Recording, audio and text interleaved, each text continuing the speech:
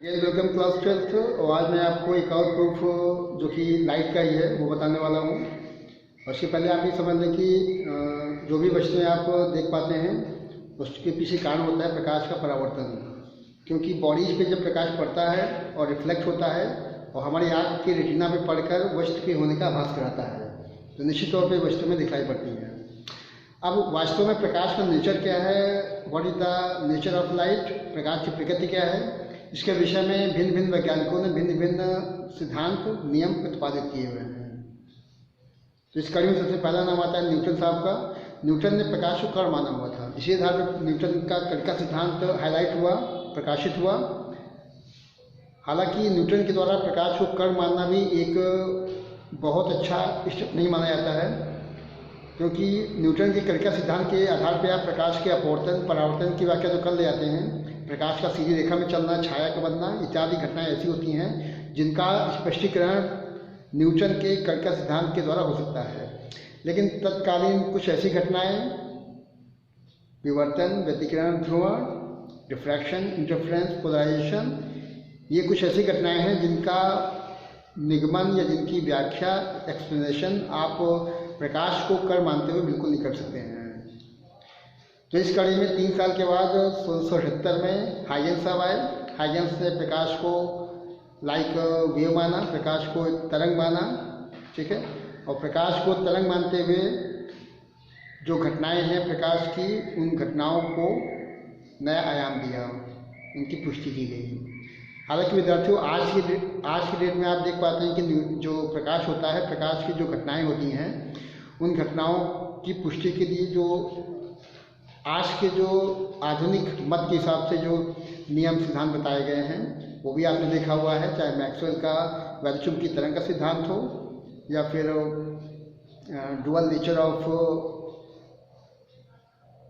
Planck का द्वितीय सिद्धांत भी हाईलाइट हुआ है, जिसमें प्रकाश को कण और तरंग दोनों माना गया है। हम लोग यहाँ फोकस करने वाले हैं एक महत्वपूर्ण प्रूफ को, जो कि कुछ इस प्रकार से है। हाइजेंस के द्वितीय तरीकाओं के सिद्धांत के आधार पर तरंगों के परावर्तन की व्याख्या। Okay, we are going to check here the explanation of the reflection of waves by using Huygens principle of secondary wavelets। अब आपको यहाँ पे ये समझ लेना है कि हाइजेंस का जो द्वितीय तरीकाओं का सिद्धांत था वो क्या था। तो हाइजेंस साहब ने ये माना कि प्रकाश स्रोत से जब तरंगें निकलती हैं और निकलने के पश्चात वो जब माध्यम में आगे बढ़ती हैं, ठीक है, तो माध्यम में जब आगे बढ़ती है तो माध्यम के कण वाइब्रेशन करते हैं, माध्यम कण कंपन करते हैं। और यहाँ पे मैंने लिखा है द्वितीय तरीकाएं, ठीक है। तो एक सिद्धांत भी इसका आपको याद होना चाहिए कि हाइजेंस का जो द्वितीय तरीकाओं का सिद्धांत था वो एक्चुअल में क्या था, ठीक है। तो इसमें देखिए कुछ बिंदु बनते हैं, वो आपको समझ लेना है, क्योंकि हाइजेंस साहब ने प्रकाश को तरंग मानते हुए कुछ परिकल्पनाओं के बिंदु प्रस्तुत किए हुए हैं। उन बिंदुओं को आपको याद कर लेना है, ठीक है ना। पहला बिंदु आप समझ लेंगे कि किसी भी प्रकाश स्रोत से जो तरंगें चलती हैं तो माध्यम के कण कंपन करने लगते हैं, और यदि माध्यम के सभी कण कंपन करने की समान कला में हों, सेम फेज में हों, तो वो जो एक बनेगा सिस्टम, उसको हम कहेंगे तरंगाग्र, that will B wave front, ठीक है ना। वेव फ्रंट का मतलब क्या है, तरंगाग्र का मतलब होता है कि माध्यम के सभी कण यदि कंपन करने की समान कला में हों। समान कला में अगर मैं कहता हूँ, उसका सीधा मतलब है कि जो भी पार्टिकल होंगे उनका जो फेज डिफरेंस होगा उनके बीच का वो सेम होगा। जैसे कि आप देख पाते हैं कि यदि आप किसी वेव को इस प्रकार से शुरू कर रहे हैं, ओके, तो हम कहते हैं कि ये जो है, ये ऊपर के जो शंकाएँ हैं क्षण के फॉर्म में, ये सेम फेज में होते हैं, नीचे की जो ये बने ये सेम फेज में होते हैं, ठीक है ना। तो तरंगाग्र का सीधा मतलब है कि यहाँ भी जो आपके माध्यम के कण होंगे उस कंपन करने की समान कला में होते हैं, नंबर 1। नंबर 2, किसी माध्यम में जब ये तरंगें आगे बढ़ती हैं तो द्वितीय तरीकाएँ उत्पन्न होती हैं, ठीक है। और द्वितीय तरीकाएँ उसी चाल से आगे बढ़ेंगी जिस चाल से प्राथमिक तरीकाएँ आगे चलती हैं, ठीक है। तो ये कुछ पॉइंट्स है, ये भी आपको देख लेना है। यहाँ पे हम लोग को फोकस करना है, एक परावर्तन की व्याख्या करनी है। परावर्तन आप जानते हैं कि प्रकाश पर किसी तरह में पड़ना और वापस उसी माध्यम में लौटना, दिस इज द रिफ्लेक्शन। और आपको हाइजेंस के द्वितीय तरीकाओं के सिद्धांत का यूज करना है और बेसिकली परावर्तन की व्याख्या करनी है। ओके, तो डायग्राम चेक कर लेंगे। ये डायग्राम देखिए बना हुआ है, इसमें देखिए पहले आप चेक कर लेंगे कि एक्स डैश शो किया गया, जो कि एक परावर्तक पृष्ठ है। परावर्तक पृष्ठ का सीधा मतलब है कि जब प्रकाश पे पड़ेगा तो रिफ्लेक्ट होगा और वापस उसी माध्यम में लौटता है। ठीक है, अब देखिए विद्यार्थियों, आपने कोई प्रकाश स्रोत माना है कि इन्फानाइट में है। आप ये भी समझ लीजिए, अगर प्रकाश स्रोत का मतलब है कि जहाँ से प्रकाश की तरंगें निकलती हैं, जहाँ से उनकी उत्पत्ति होती है। प्रकाश स्रोत अगर इन्फानाइट पे है, प्रकाश स्रोत अगर अनंत पे है, तो उससे बनने वाला जो तरंगाग्र होता है वो समतल होता है। That will be a plane wave front. वहीं यदि आपका प्रकाश स्रोत पॉइंट के फॉर्म में है, बिंदु के फॉर्म में है, तो निश्चित तौर पर जो वेव फ्रंट बनेगा वो गोलीय या स्फेरिकल बनेगा। The wave front will be spherical if the source of light is in form of point. Okay, तो ये चीज़ हो जाएगी। आपने प्रकाश स्रोत को इन्फानाइट पे रखा हुआ है, ठीक है ना, ध्यान देंगे। तो इससे जो एक तरंगाग्र बना हुआ है टीवी के फॉर्म में दिखाया गया है। टीवी क्या है, एक समतल आपकी तरंगाग्र हो जाएगा, ठीक है ना। और आपको ये ध्यान रखना है कि पहले जब ये एक बिंदु पे आपतित होगा, ठीक है ना, एक अभिलंब आपने बना दिया है, इसको आप चाहे एन दिखा दें यहाँ पे, और यहाँ पे दिखा देते हैं एन डैश, ठीक है ना, ये अभिलंब हो जाएगा। तो अभिलंब के साथ में जो एक के साथ में और अभिलंब के साथ में एंगल आई बनेगा, आयतन कोण के फॉर्म में हो जाएगा। उसके बाद जैसे जैसे बाकी तरीकाएँ भी आगे बढ़ती जाएंगी, ठीक है ना, रिफ्लेक्शन होगा, ये तरीकाएँ उसी माध्यम में चाल बी से आगे बढ़ती ऊपर निकलती जाएंगी। तो कुल मिला के जितने समय टी में बी पहुँचेगा ए डैश तक पॉइंट तक, ध्यान देंगे ये आपका है आपकी तरंगाग्र। ओके, बी को ए डैश तक पहुँचने में लगा समय अगर टी माना गया है, तो उतने समय टी में ए पहुँचेगा बी डैश तक का, ठीक है ना। तो इसलिए आपको देख लेना है, एंगल का विषय ध्यान रखिए, ये आई दिखाया गया है, ज्यामिति का इस्तेमाल करेंगे तो ये एंगल बी ए डैश होगा, ये भी आपका आई हो जाएगा। ये एंगल का मतलब 90 है, ठीक है। बाकी फिर याद रखिए जैसे जैसे तरंगाएं यहाँ ए और ए डैश के बीच में पड़ते जाएंगे, लगातार रिफ्लेक्शन होगा, ये तरंगाएं उसी माध्यम में उसी वेग से ऊपर की ओर निकलती जाएंगी, ठीक है ना।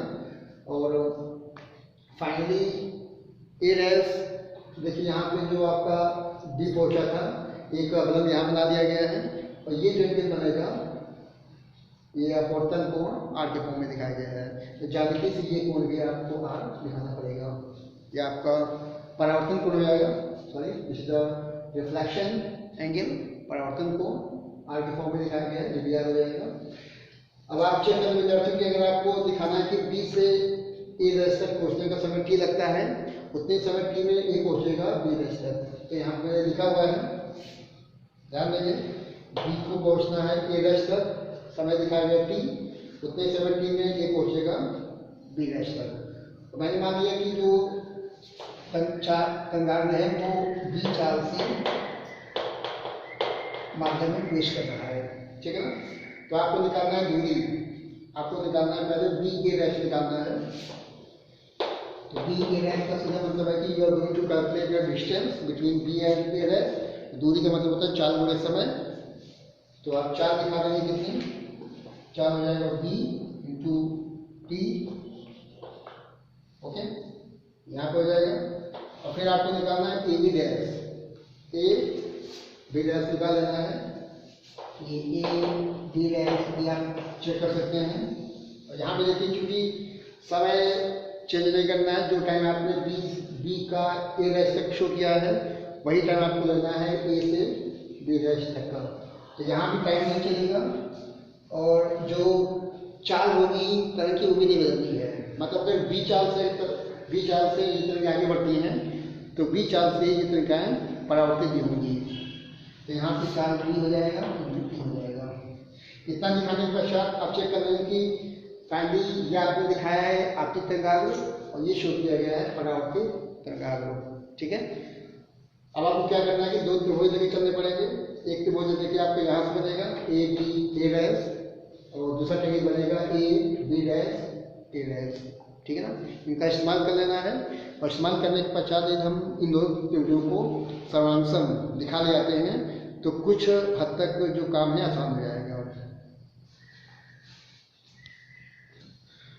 विद्यार्थी देखिए, आपको अगर प्रूफ करना है, परावर्तन की व्याख्या करनी है, तो दो triangle A B A dash और दूसरा ट्रायंगल है A B dash A dash, मैंने लिखा हुआ है कि दोनों त्रिभुज समकोण हैं, क्योंकि ये जो एंगल बना है 90 है, यहाँ भी और यहाँ भी। डायग्राम पर आपको देख लेना है, ध्यान रखना है कि ये जो दोनों जो रेज है बिल्कुल आपको पैरेलल दिखानी है, और फिर जो वापस जानी है तो ये भी दोनों भी समांतर रेखाएं हैं, ठीक है। तो त्रिभुज आपको मालूम चल गया, एक त्रिभुज ए बी ए डैश के फॉर्म में और सेकंड त्रिभुज A B dash A dash के फॉर्म में। क्या क्या इसमें है इसको चेक कर लेंगे। ओके, पहले क्या आप ये एंगल दिखा दें, ये एंगल 90 है, ये एंगल भी 90 है, मैं लिखूंगा कोण ए बी ए डैश बराबर कोण A B dash A dash. तो दोनों कोण कितने हैं? 90 डिग्री है, समकोण त्रिभुज है, ठीक है। और चेक करना इसमें क्या बराबर दिखाई पड़ रहा है, और मैंने आपको भी बताया कि यहाँ से यहाँ का जो डिस्टेंस है वो निकाल के शो कर दिया गया है वीटी के फॉर्म में, तो यहाँ से यहाँ का जो डिस्टेंस है वो भी निकाला गया है, वो भी क्या है वीटी के फॉर्म में, मतलब दोनों बराबर है। तो आप शो कर सकते हैं कि बी ए डैश बराबर ए बी डैश, और दोनों क्या आएंगे बी इंटू ए। या भी आपने शो किया, पहले इसको दिखाया हुआ है ना। और फाइनली की और दिखा दें, क्योंकि एक कोण हो चुका है, एक भुजा हो गई है, एक चीज और दिखा दें कि दोनों त्रिभुज जो है सर्वांशम हो जाएंगे। ओके, तो ये चीज देखिए ए डैश आपको दिखाई पड़ रहा होगा, ठीक है। ये दोनों में कॉमन है, मतलब ए डैश दोनों त्रिभुजों में क्या है, दोनों त्रिभुजों में ये है भुजा कॉमन है, ठीक है, ये कॉमन हो जाएगा। अब आप कह सकते हैं कि दोनों ट्रायंगल जो आपने लेके चला हुआ है, त्रिभुज ए बी ए डैश सर्वांशम है, ओके। त्रिभुज A B dash A dash दोनों त्रिभुज सर्वांशम है, ठीक है ना। और सर्वांशम होने का मतलब है कि जो आप एंगल दिखाना चाहते हैं, ये एंगल और ये एंगल ये आपस में बराबर हो जाएंगे, मतलब कोण आई, मतलब आप दिखा सकते हैं कि कोण बी ए डैश बराबर जिसके ये एंगल दिखा देंगे कोण ए डैश बी डैश। इसका सीधा मतलब है कि जो एंगल बनेगा आई के फॉर्म में, आर के फॉर्म में, वो आप इक्वल दिखा देना है, कोण आई इक्वल टू कोण आर, आपतन कोण और परावर्तन कोण। ओके, अब चेक कर सकते हैं कि ये जो एंगल बना है ये आपतन कोण है, ये परावर्तन कोण है।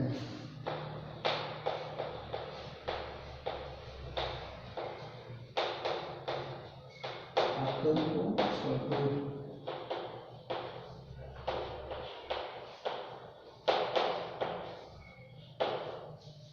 इसी हो जाएगा। तो आपको दिखा दें कि आपतन कोण आई के फॉर्म में और परावर्तन कोण आर के फॉर्म में दोनों इक्वल हो जाएंगे। ये जो दिखाएंगे ये वास्तव में परावर्तन का द्वितीय नियम है। ओके, आपने पहले भी देखा होगा कि जब आप किसी प्रकाश किरण के लिए आपतन कोण और परावर्तन कोण अगर दोनों बराबर हैं तो ये परावर्तन का द्वितीय नियम है। तो प्रथम नियम क्या बनेगा? प्रथम नियम देखिए आपतित किरण, ओके, और ये परावर्तित किरण और अविलंब, चाहे एक की बात करें चाहे बात करें ए डैश की, दोनों में लागू होगा, क्योंकि ये आपतित किरण के फॉर्म में, ये परावर्तित किरण के फॉर्म में और ये अविलंब। और चलिए देखिए यहाँ भी है आपतित किरण, परावर्तित किरण और अविलंब, ये दोनों एक ही तल में है।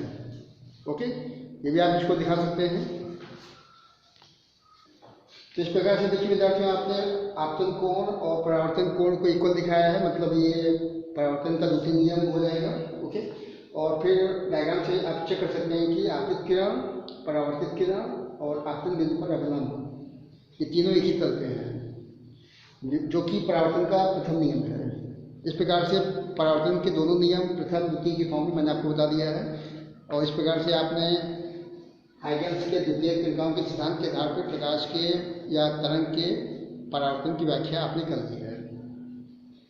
हालांकि विद्यार्थियों, आप एक चीज़ समझ लें कि ये जो नियम या सिद्धांत बताया गया है हाइगेंस का, ये आज के युग में बहुत ज़्यादा मान्य नहीं है। कर्का सिद्धांत और हाइगेंस सिद्धांत बिल्कुल शुरुआत में बताए गए थे, प्रकाश के प्रकृति के विषय में इन्होंने जानकारी दी, लेकिन आज के युग में वैद्युतचुंबकीय तरंग का जो सिद्धांत था मैक्सवेल के द्वारा और मैक्स प्लांक का क्वांटम सिद्धांत, आप जानते हैं विद्यार्थी, जो प्रकाश का जो प्रोपेगेशन होता है, जब किसी तरंग स्रोत से तरंगें निकलती हैं या किसी तरंग स्रोत से जब प्रकाश तरंगें निकलती हैं, तो उनका जो फॉर्म होता है वो क्वांटा होता है, फोटान के फॉर्म में होता है, जिनकी ऊर्जा आपको मालूम कि h नहीं होती है, ठीक है ना। तो वो सिद्धांत आजकल मान्य है। हाइगेंस का जो सिद्धांत है ये काफ़ी हद तक बहुत अच्छा नहीं माना जाता है, लेकिन आप बोर्ड के हिसाब से अगर प्रूफ पूछेगा तो आपको ये चीज़ दिखानी पड़ेगी। एक बार फिर समझना विद्यार्थियों कि डायग्राम में एक्चुअल में क्या बताया गया है, प्रूफ बहुत बड़ा नहीं है, लैंग्वेज पे फोकस करना है। लैंग्वेज मैं आपको फिर एक बार बता देता हूँ। प्रकाश स्रोत तो इनफाइनाइट पे दिखाया गया है, इससे बनने वाले तरंग में समतल होना है। यह आपका पूरा एक्स के फॉर्म में एक रिफ्लेक्टिंग सरफेस, एक परावर्तक पृष्ठ हो जाएगा, और जैसे से ये ए बी का तरंगाग्र होगा, ये तरंगें जब जैसे से आगे बढ़ती जाएंगी और ए रैस के बीच में टकराती जाएंगी, वैसे से ये रिफ्लेक्ट होगी वापस उसी माध्यम में बी चाल से पहुँचते जाएंगे। अब आपको ये ज्यूम कर लेना कि जितने समय टी में बी पहुँचेगा ए रैस तक, उतने समय टी में ए पहुँचेगा बी रैस तक। टाइम का ध्यान रखना है। और आपको ये भी मालूम कि जो तरंगें इस पर फॉल करेंगी उनका वेग बी है, जो तरंगें यहाँ से रिफ्लेक्ट होनी है उसी माध्यम में उनकी चाल भी दिखानी है, मतलब प्रकाश की चाल, ठीक है। अब आप ये ध्यान रखें कि अभिलंब के साथ में आपको कोण आई दिखा देना है। ज्यामिति का इस्तेमाल करें तो ये कोण भी आई बनेगा, ठीक है। जितने समय टी में बी पहुँचेगा ए रैस तक, उतने समय टी में ए पहुँचेगा बी रैस तक का, ओके। ये आपको चेक कर लेना है। दो ट्रायंगल बन जाएंगे, और उसके पहले दो तरंगाग्र आपने बता दिया है। ये है समतल तरंगाग्र जो कि आपतित तरंगाग्र है, और ये आपका परावर्तित तरंगाग्र हो जाएगा, ठीक है। ट्रायंगल ए बी ए रैस का इस्तेमाल कर लेना है। ए बी रैस ए रैस के साथ में इनको कंपेयर कर लेना है, और उसके पहले आप बी ए रैस और ए बी रैस इन दोनों को दिखा के शुरू कर देंगे। दूरियाँ हैं, दूरी का मतलब क्या है, 4 बड़े समय, तो दोनों में देखिए वैल्यू से निकलना है। अब आपको कंपेयर करना है दोनों ट्रायंगल को। इन दोनों ट्रायंगल में देखिए एक तो ये दोनों 90 हो जाएंगे, ये यहाँ से ये दूरी है, यहाँ से ये दूरी भी बराबर दिखा देनी है। और ये जो भुजा होगी ए बी रैस के फॉर्म में, ये कॉमन है, वो वैनिश्ड है। तो यहाँ पे देखिए ये एस एस ए है ना, साइड एंगल के हिसाब से ये दोनों त्रिभुज कैसे हैं, समांतर हो जाएंगे। और समांतर होने का सीधा मतलब है कि आपका जो एंगल बनेगा ये आई और आर के फॉर्म में दोनों इक्वल हो जाएंगे। आई का मतलब आपतन को, आर का मतलब परावर्तन को। तो ये जो आपने शो कर दिया है पहले ही, ये परावर्तन का द्वितीय नियम हो जाएगा। जबकि डायग्राम से आप बता सकते हैं कि जो किरण आपतित होगी, परावर्तित होगी और जो अवलंब होगा, तीनों एक ही तल पे हैं। And this is the first law, ये प्रथम नियम हो जाएगा। तो ये तरीका है हाइगेंस के तरंगाओं के सिद्धांत के आधार पर प्रकाश के परावर्तन की व्याख्या करने का। And okay, thanks for watching my video, thanks to all of you.